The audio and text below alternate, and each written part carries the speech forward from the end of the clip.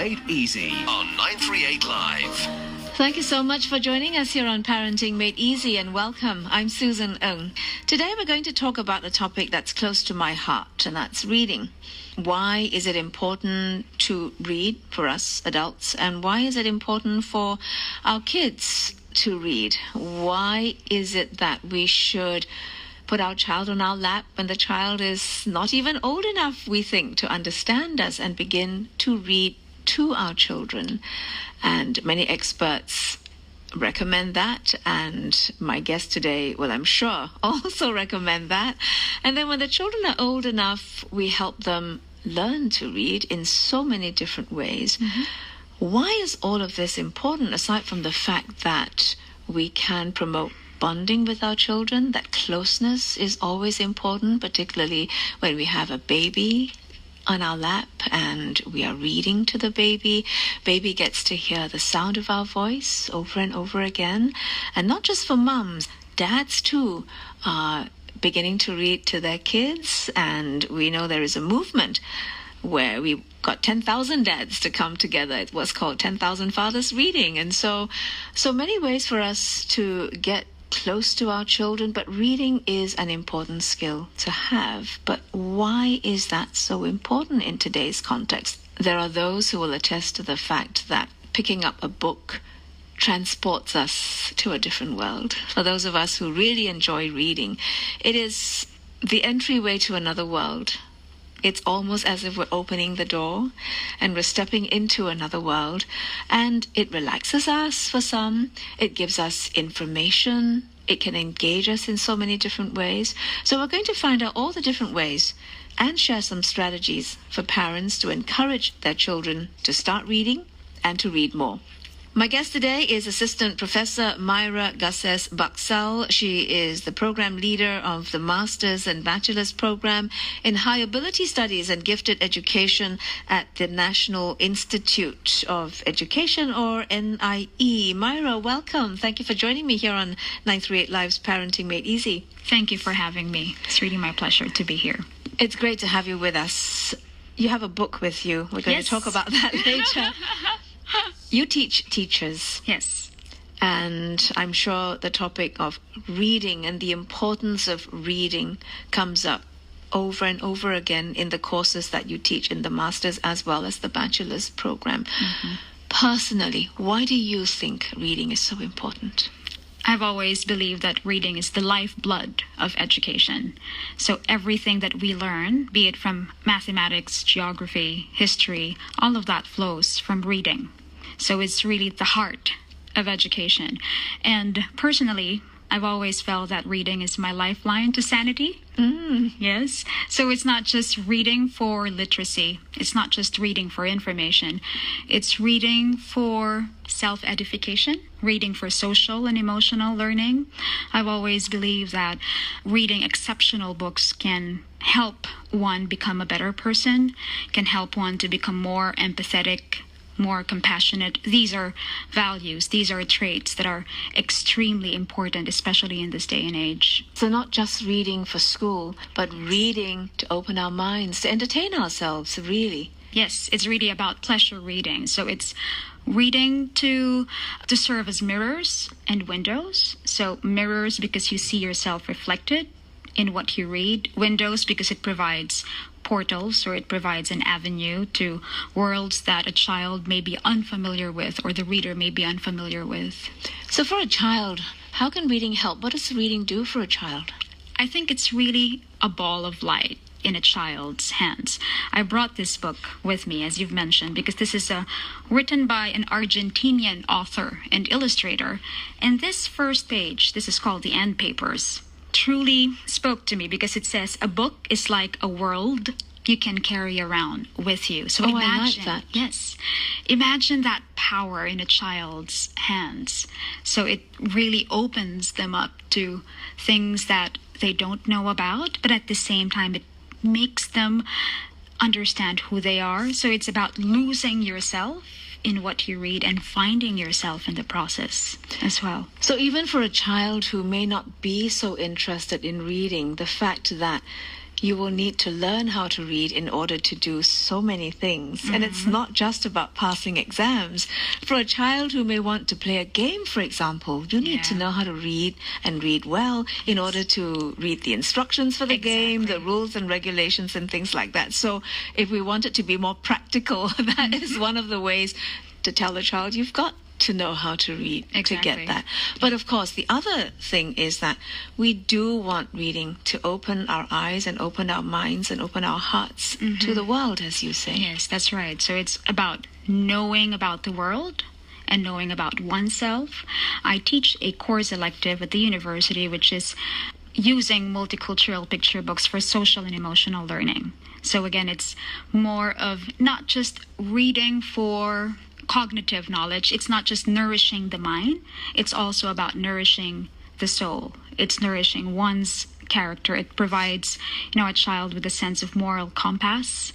It's not a didactic way of knowing what is right from wrong or what is good from evil, but it's being exposed to really beautiful stories that would make them think, that would make them look at the world differently, and hopefully make them look at themselves differently as well.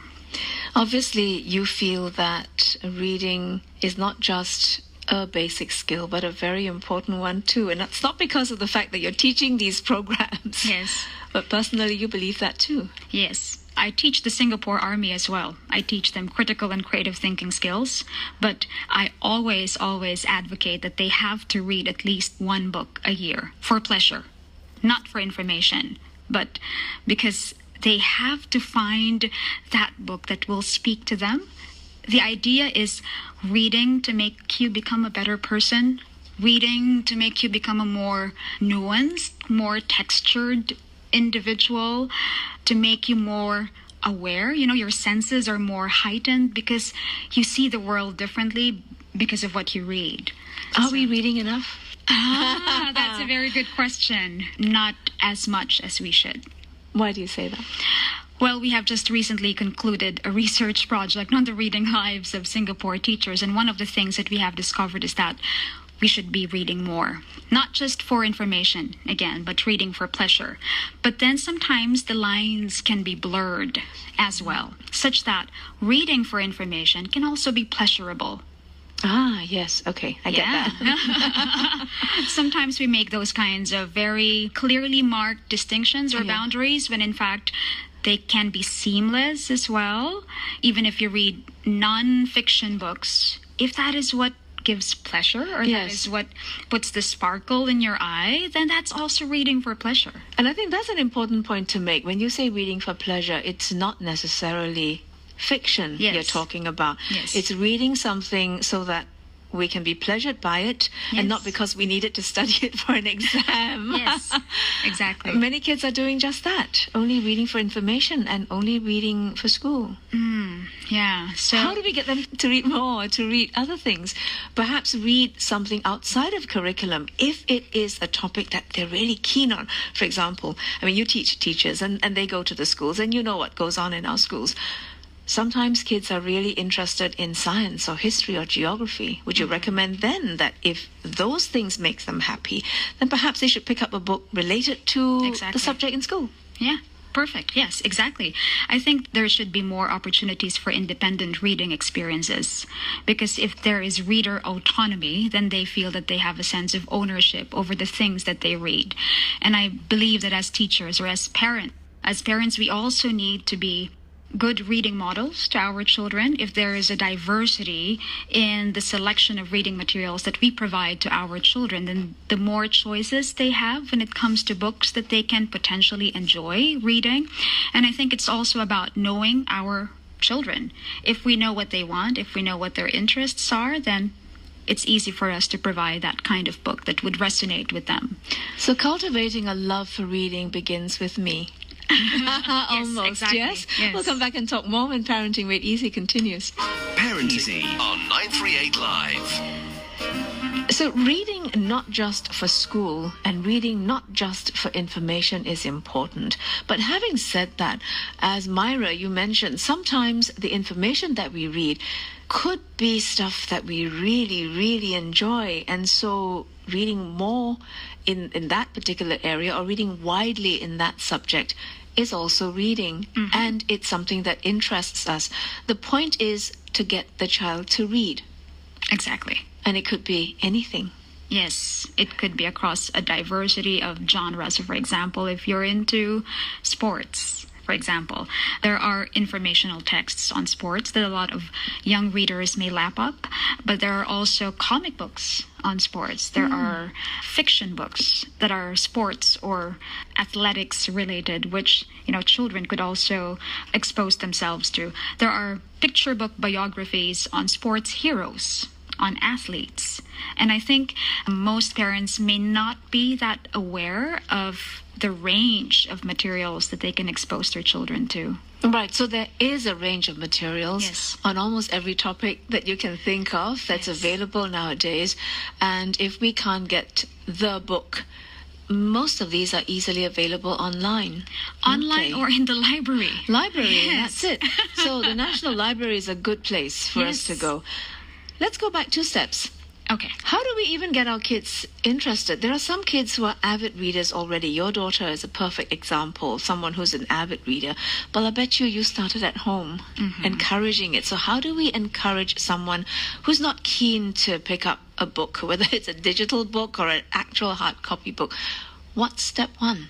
I think step 1 is really reading aloud to your own children. As parents, I think that's the best gift that you can provide to your kids. And reading is the gift that keeps on giving. I always say it that way because there is always something new to be discovered each time that you open the pages of a book. It's more than just, again, the reading for literacy part. Most parents tend to think of themselves as teachers, so they do it in a very linear fashion and they try to use that as an opportunity to teach their children how to read. So that's all well and good. There's also a space for that. But I think over and beyond the teaching aspect of the read aloud, it's more the emotional engagement that you get out of that experience of reading to your child or reading with your child. There are different ways you just mentioned of getting our kids to read. Reading aloud is one way. What are some of the other ways that we can engage our children? Again, it's the exposure to print material. It's exposure as well to digital materials if that's what they're interested in. I mean, there's Kindle, there's a lot of iBooks now that can be easily downloaded. But I think it's really about having it as part of your routine, having it as part of your identity as an individual. I think they need to see themselves as part of a reading tribe. So if they visit the library, I do that every single week. Every Sunday, I bring a knapsack with me or a canvas bag that I often fill with books. And then every week I return those books again and borrow a different set of books together with my daughter. So again, it's the exposure and the access to print-rich materials. And I think here in Singapore, we are very, very blessed that we have those. And we have a lot of book sales as well. I think every other month there is a book sale that is ongoing. There's a lot of literary conferences as well that not just for adults, not just for aspiring authors or illustrators, but for young authors, young writers, young readers as well. I think being part of a book club is also one of the ways to encourage reading. So again, it's that sense of being a part of a reading community, a part of a reading tribe. I guess the most important is to be a role model. Yes. At home. That too, yes. Yeah, and to have books readily available in the home. I mean, if as a parent we did what you did, or what you do on a weekly basis, is to come home from the library with a bag of books, and we can bring our children along with us to the library and select books. It's for free. Yeah, It's all out absolutely. there. Yes. And then you bring it home and have these books readily available so that children can pick them up anytime. That's right. And reading together with the kids, you say that's important. And I did say that too at the beginning, is sometimes it's really that sense of warmth and bonding time that we have, particularly with the babies. Yes. And then as they grow up, they begin to be a little bit more independent readers. Yeah. and get them to read to you?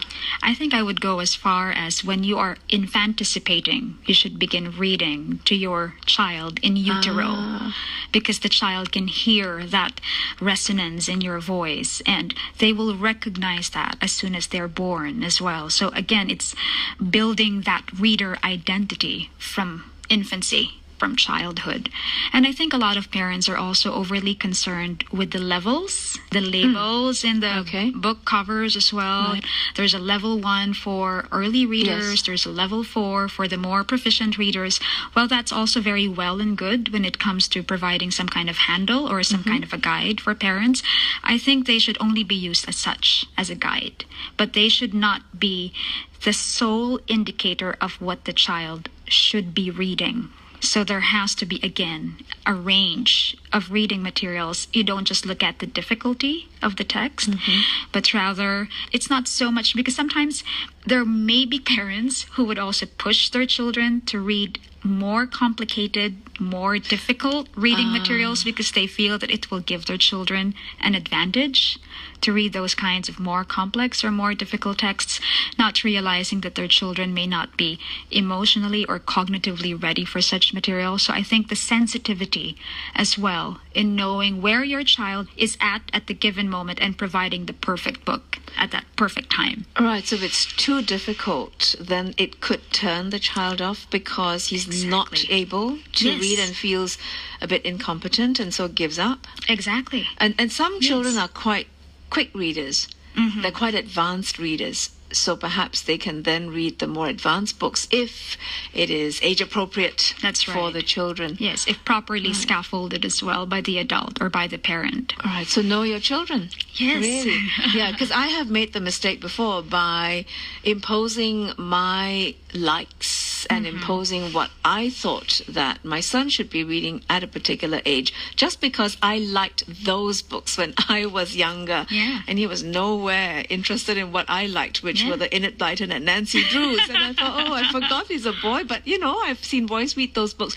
But he was interested in totally different things. Yes. So we need to know where our kids are coming from, what they're interested in, and what you said about if the child is interested in sport, then it could be in that area. Yes, exactly. And the thing really is to get the child to read, to pick up a book and to read. And that really is the step one. But I know some kids go through a phase and they get interested in other things that may happen. And this happens to us adults too. And they put their books aside for a while and they don't seem to be interested in reading except reading for information. Yeah. Should we be too concerned? I think we always need to be concerned if a child or if an adult stops reading. I believe that reading provides you with that cone of silence that you need in order for you to be able to process things in a more reflective, in a more critical, and in a more thoughtful manner. And if they don't find the time for that, I think it is always a cause for concern, because the more you read, the better you get at it. And the better you get at it, the more that you like it. The more that you like it, the more that you will do it. And research has consistently shown that there are links between reading engagement and reading achievement. Again, if we're looking at it in terms of a parent who would like their child to get ahead when it comes to education, then again, we go back to the very basic. It's the very concept of reading for pleasure. And we don't push them and we don't force them into reading materials that are still beyond their capacity at this point in time, but rather exposing them to comics, graphic novels, things that would, again, put that sparkle in their eye and would make them eager to discover themselves through the books that they read. Yeah, that's the thing. I like what you said, sparkle in their eyes. And this is what we need to do now when we pick up a book. A lot of the time, you pick up a book and you've got to pass an exam at the end of this whole session with the book. And so really it's to bring back that sparkle in the eye. Yeah. It's to bring back this whole love for reading, this I want to read, not I need to, because it's well and good to need to because, and as you say, the because could be a subject or a topic I really like. It could be an exam-based topic, but I could read more and deeper because I'm interested in this area. So the role for the parent really is to be the encourager.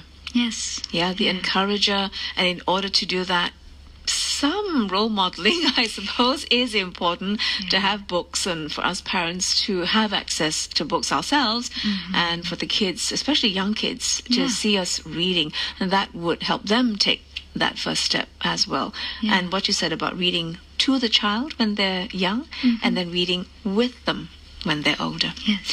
We're talking about the importance of reading with my guest today, Assistant Professor Myra Garces Baksal, who is Program Leader of the Master's and Bachelor's Program in High Ability Studies and Gifted Education at the National Institute of Education. We'll come back and talk more in half an hour. Stay with us here on 938 Live on Parenting Made Easy. I'm Susan Ng. Parenting Made Easy on 938 Live. Sometimes you need a melody to tell the story. Parenting Made Easy. I'm Susan Ng. Thank you so much for your company this week. We're talking about reading and the importance of reading today with my guest, Assistant Professor Myra Garces Baksal. Myra is the Program Leader of the Master's and Bachelor's Program in High Ability Studies and Gifted Education at the National Institute of Education, or NIE. Myra, welcome back.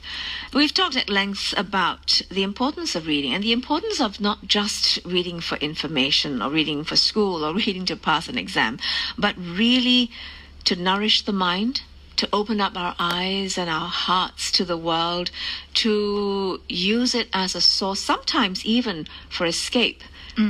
Yeah, I know you talked about pleasurable reading, about independent reading, and you quoted from a book that you have with you, and you say a book is like a world you can carry with you. And I really do like this line.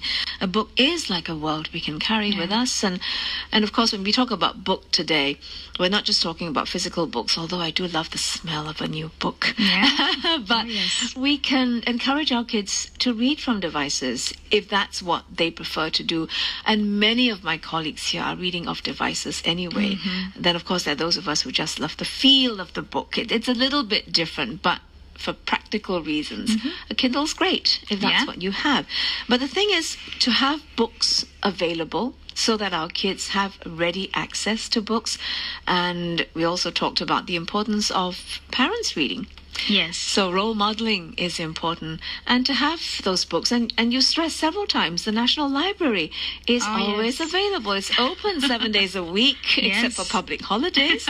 And you yourself go there once a week and you replenish the books at home. As a result, your daughter is an avid reader as well. Yeah, she is. And she's spoken at the Asian Festival of Children's Content. Yes, I think it was in 2015, along with other very young readers. Yeah. And this is what you did at home?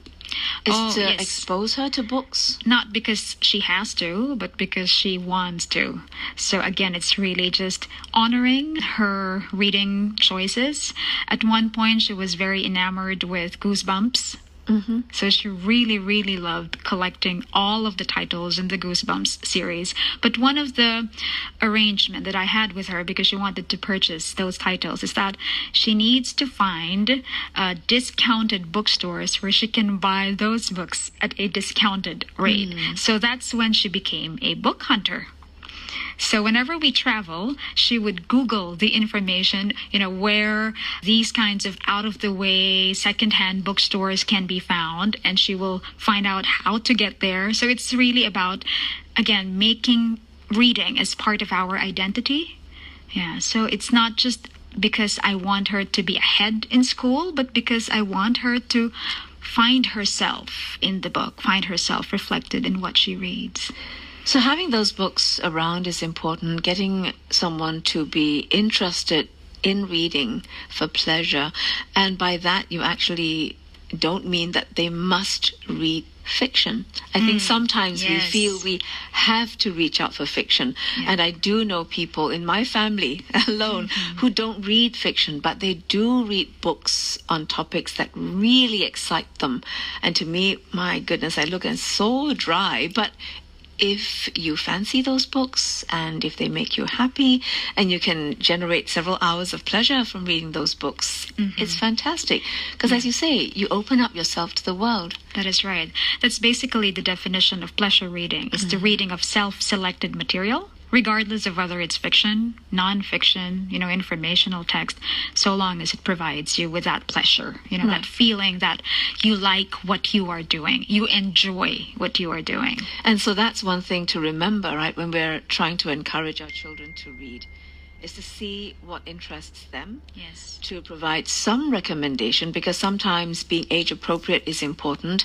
And when you have very young children, they may not be able to select books yet. So you want to guide them to see what they're interested in. And that really, as you say, is the first step to getting the children to read, not to read what you specifically think they ought to be reading. That's and right. to be reading books at a pace that suits them. Let's talk about selecting books for your children. You've brought a book. Why is that? Well, I like the quote at the very beginning, which is, "A book is like a world you can carry around with you." And this is also a prime example of being exposed to authors and illustrators coming from different parts of the world. Lynn Years is an Argentinian author and illustrator. I think there is really much to be explored, for example, in European literature. A lot to be explored when it comes to Southeast Asian literature. I think we tend to fall into the pattern of providing books to children that we have been exposed to as children. So this would be, your folk tales, this would be your fairy tales. That's still very well and good, but I think there is now greater space, greater avenues for more and more international materials that, again, our library provides. Yeah, so it's really just all there. Right, so the choices are much greater now. Yes. And we can read books from, like you say, an Argentinian author. Yeah. Yes. Not just the traditional choices. Yes. And you know who I'm talking about. Oh, and since we're talking about the National Library, it's the National Reading Movement. It's on now, and NLB has all the details. You can just log on to the NLB website. You can find out more. And it's National Reading Day on the 29th of July. Yes. This is the second time that this has been organized. So maybe on the 29th of July, we can all sit down together. Hey, and beyond, actually, not just the 29th, but and beyond, sit down with a good book. Yeah. Yourself, a nice cup of coffee on a Sunday morning, maybe, and with your children. Yes. And that's the best way to begin. Sit down and all read together. Now, helping our children select books sometimes is difficult, but as you say, choices are available now, and the library is a great place to go. You don't even have to purchase a book. Everything's there. How do we help our older children?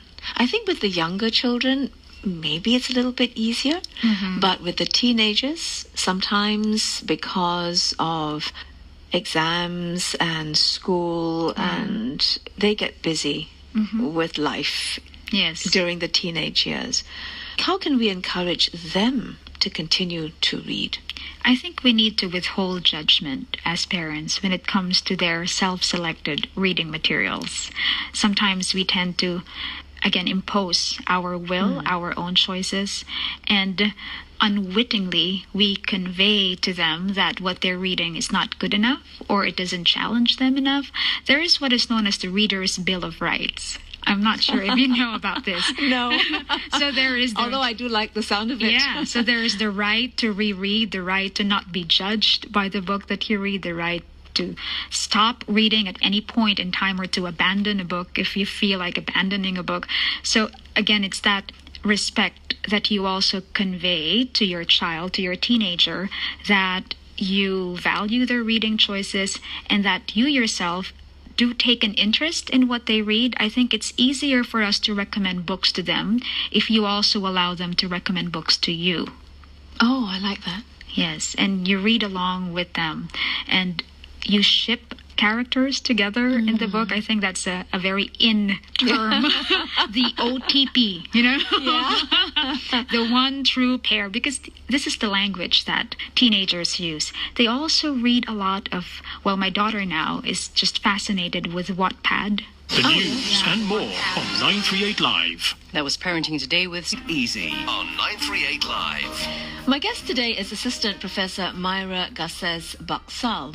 Personally, she truly believes in the importance of reading, and she has encouraged her teenage daughter to read. Her daughter is an avid reader and has gone on to even speak at the Asian Festival of Children's Content. The important thing that Myra has shared with us is that we want to treat reading as a pleasurable activity, something that nourishes the mind, something that gives us peace, I suppose, in this busy world we're in. And sometimes we just need a few minutes a day reading and bring some sanity to our world. Yes, I agree. And I know she reads for that purpose, and she'd like to encourage us all to do that. And I must say that you've said some really amazing things today to encourage us to read more and to encourage us to help our children cultivate the love for reading, the love for books. And of course, book is a term we use quite loosely nowadays because not everyone wants to carry around a stack of books. Because there are many people, I'm sure you're one of those, you could read several books at one time. Yes. And if we so choose, if our children like to do that, and I think that we should encourage. And the thing is to encourage them to read. And you said we should encourage our children to read and ourselves too for social and emotional learning. Yes. And you've just been appointed the Director of Reading Resources at Think Equal. Tell us more about that. So basically, Think Equal is a UK-based non-governmental organization that is supported by UNESCO. The entire goal is to teach the missing subject in school, which is social and emotional learning, primarily to early childhood learning centers through the use of picture books. So the founder of this NGO, Leslie Udwin, is a British filmmaker. She heard about the research that I have been doing, which is basically what she is promoting, which is, again, social and emotional learning through picture books. And that's how I became the Director of Reading Resources. At the moment, Think Equal has secured commitment from 53 schools across 15 countries, if I am not mistaken. And it will roll out across 23,000 learning centers in Sri Lanka by 2018. And it's also not just endorsed by UNESCO, but also luminaries such as Sir Ken Robinson, Hollywood personalities such as, Meryl Streep and Susan Sarandon. So it has gained an increasing momentum, and Leslie was just here in Singapore for the Asian Festival of Children's Content, where she delivered 2 speeches that really moved the audience into thinking and feeling. I think at one point there were tears from the audience just hearing her speak about the importance really of social and emotional learning through picture books. Why is this so important? Well, I have just recently arrived from Munich as well, where I was the International Research Fellow. So it's in a library in Munich, which is the largest international children's library in the world. It's the International Youth Library, housed in a castle in Munich. And the idea is bridging international understanding through books, or through children's books. I believe that it's extremely crucial. I feel that more than anything, it provides value to the work that we're doing. So it's really about putting the right book in the right hands of a child who may be grieving, who may feel a sense of isolation, a feel of being excluded. And by so doing, by reading a story that is beautiful, it makes them realize that they are not alone in what they're going through. So it's really, reading is a life-changing experience more than anything. Yeah, reading is a life-changing experience. Yes. And I think for those of us who do love to read, you feel this every day. Yeah. I know we sometimes pick books up, what I call the no-brainer books, and it's just really to relax at the end of the day. Yes. And to some people, those books may have no literary value whatsoever, but I think that's okay. Yeah, that's not the point, really. Yeah. Yeah. Thank you. I just need that. Yeah, you just exactly. need something to relax, and you don't want to think too much. But sometimes you do want the books to speak to you. Yes. Yeah. You do want to speak about the book at the end of your reading. And one of my colleagues, Michelle Martin, is absolutely brilliant at that. She picks all the right books, Wow. and she's able to talk about those books. And I think that comes from what you said earlier, this whole lifelong love for reading. Yeah. And personally, I believe sometimes if we go through a stage in our lives where we feel we don't have the time to read, or, we just don't read, eventually we come back to it. I think if you already have that love for reading, eventually you will come back to it. Yeah, And it's I like think riding a bicycle. it is. Right? And you will find an appropriate time to come back to it. And Yeah. we go through different stages in our lives. So do our children. But again, as you say, step one is to put the book Yeah. in their hand. Reading is such a basic skill that we need it for everything. That's how Yes. you started, and that's where I'd Yes. like to end. We do many different subjects in school, and outside of school we're interested in other things, in sport, in music, in gaming, all of which will require us to be literate in some way, whether it's to understand the rules or to read more about the subject or the topic, because we love it so much. And I know that kids today are really into games and coding and Yeah. things like that. Being literate and reading is important, though, Yeah. in building these skills for our future. Definitely. It doesn't necessarily have to be one or the other. In fact, it can be both. In fact, if anything, they're embedded within each other. You've mentioned about coding. There's actually a book for that. There's a comic book series by Jean Luen Yang called The Secret Coders. I believe there are 4 books in the series now about coding kids, and it's in a comic book format, and it's in a language that coders also understand, but also simplified in such a way that even the young readers can appreciate it. So again, it's the idea that I think the phrase is, there is a book for that. Regardless of what you're going through, what your interests are, what you're feeling, what you're thinking at the moment, whatever stage you are in your life, there is a book for that.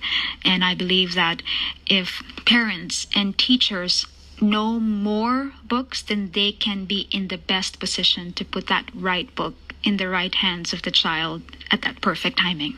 So reading is still important when we talk about skills future. Absolutely. And building skills. More than anything, I believe, yes. It becomes even more crucial. So put a book in your hand. If you haven't got one already, the National Library is, as Myra says, always available to us, and it's National Reading Day on the 29th. If you're a lapsed reader, maybe that's the day you want to get back to your books and pick up something fun.